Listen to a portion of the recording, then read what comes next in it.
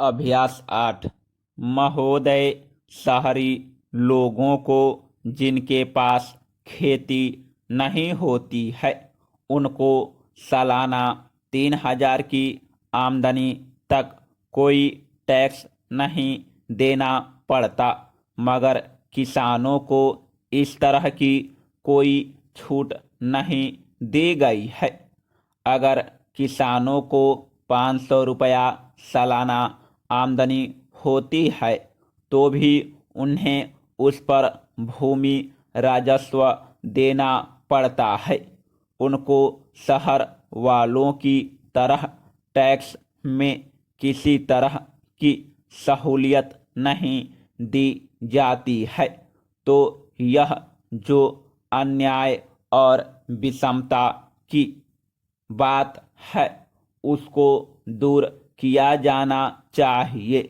देहात के आदमियों को भी शहर के आदमियों के समान भूमि राजस्व में छूट दी जानी चाहिए। कुछ लोग इसके बारे में अब कहते हैं कि शहर वाले लोगों को म्युनिसिपल टैक्स देना पड़ता है, वैसा देहातियों को नहीं देना पड़ता। लेकिन उनका ऐसा कहना गलत है, क्योंकि गांव का जो किसान है, मजदूर है, कारीगर है या कोई भी छोटे से छोटा गृहस्थ है, उसको ग्राम पंचायत टैक्स देहातों में देना ही पड़ता है।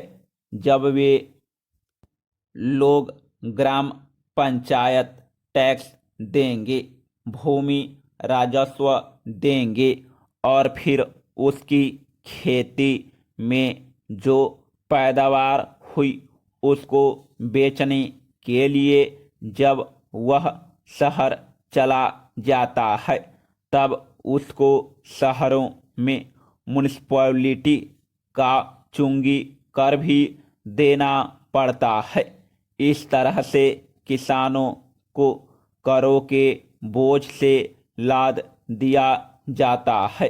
इसकी तरफ हमें गौर करना चाहिए, देखना चाहिए और उसको जितनी सहूलियत हम दे सकते हैं देनी चाहिए।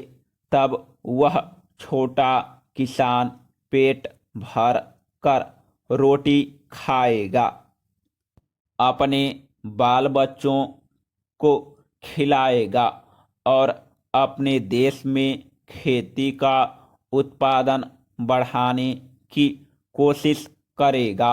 नहीं तो वह अगर नाराज रहा, दुखी रहा, तो हमारे देश में खेती का उत्पादन किसी हालत में नहीं बढ़ सकता। हम देखते हैं और यह हर एक को मालूम भी है कि हमारे शहरों में दिन पर दिन सीमेंट और कंक्रीट की सड़क बन रही है, डामर के रास्ते बन रहे हैं, शहर की आबादी बढ़ रही है।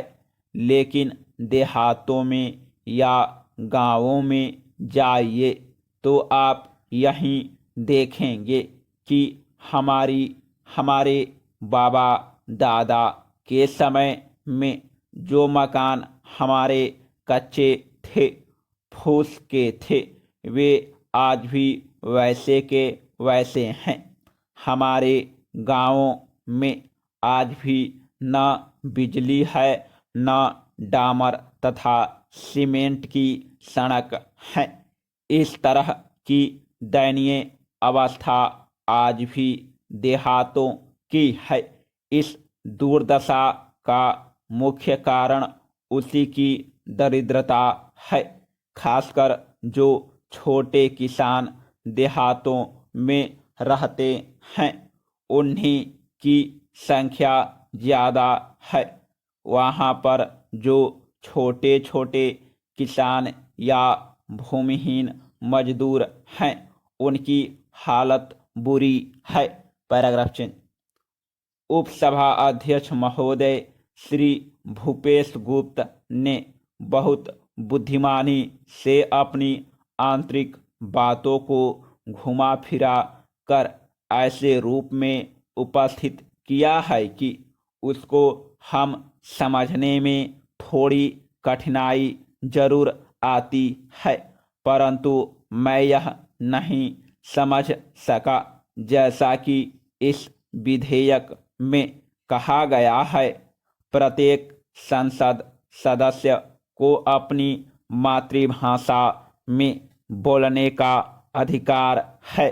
सिर्फ इतना ही है कि इसके बारे में स्पीकर को पहले से इत्तला देनी होती है कि मैं बोलूँगा।